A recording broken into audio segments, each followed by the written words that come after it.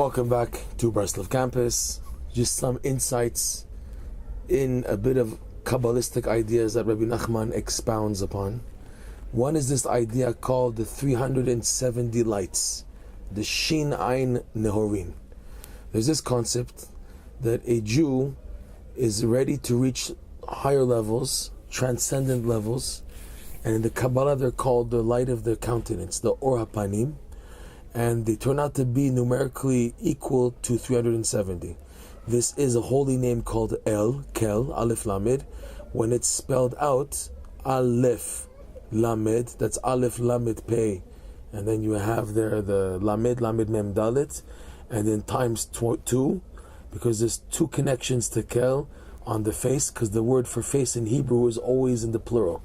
The word in Hebrew for face is panim, and that word is in plural form. The singular is called pan, one face, but we call our face called faces, and we call it a singular face, but in Hebrew it's really panim, and it's two countenances. It's the one that you have now, and the extra one that you're going to get. And it's also for the right side, the left side, whatever the Kabbalah goes into it a little. We're not going to go that far, but the idea is that there's two types of faces, and it equals, in a sense, to 370. Aleph Lamed times 2 also is 370. Fine. So these are what's called the Shin Ayin Nehorin. And it's the goal of a Jew to reach these levels every day, to tap into a new countenance. It's your goal every day to connect to the blessings of the day, and it comes in the format of a countenance, a new countenance. And this is hinted to in the final blessing of the Shmoneh Esrei, of the Amidah. Sim Shalom, please Hashem, place, bestow peace, tova, and goodness and blessings. So there we say also, Hashem, give us the light of your countenance. Ki be'or panecha natatata lanu, because Hashem, in the countenance of your face, you have given to us Torah, v'chaim, all the blessings listed there in that blessing. So our goal really is to get a new countenance. And by getting this new countenance, we basically go up a level. And the idea of the countenance is a new level of understanding. Because the wisdom of a person shines the face. Like the verse says, Chochmat Adam ta'ir panav. The wisdom of a man shines his face.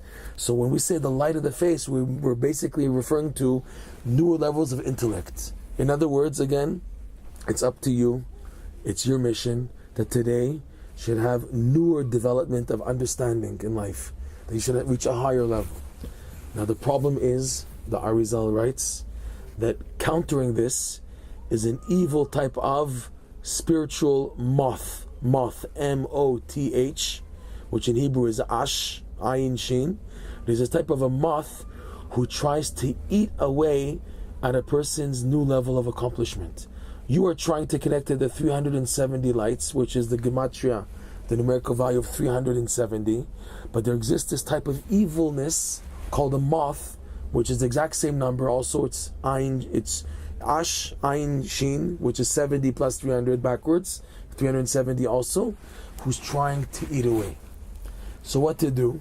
Here Rabbi Nachman reveals that the good has the upper hand, because there's an additional 8 chet when added to 370 becomes 378, and this force is powerful to destroy this ash, this moth. In other words, when you have this 378, we're going to explain what it is, and the moth is only at 370, so you've bypassed him and you can overcome him. So Rabbi Nachman explains that the 378 is the gematria, the numerical value of malbush, a garment, and also the numerical value of the word chashmal. Chashmal in the Kabbalah is a powerful force. It's like a new light, a new energy from a much higher level, and from this force, this spiritual force, all the evil runs away. They're scared of it. The wording in the Kabbalah is me'chashmal hakol bochim. From the chashmal, all the evil flees from a person, because of this new light. It's a newer countenance, but it has such an energy, like a shield, that it burns away and chases away all evil that tries, this moth, for example, that tries to eat away the person. So this is the 378 that a person should strive through.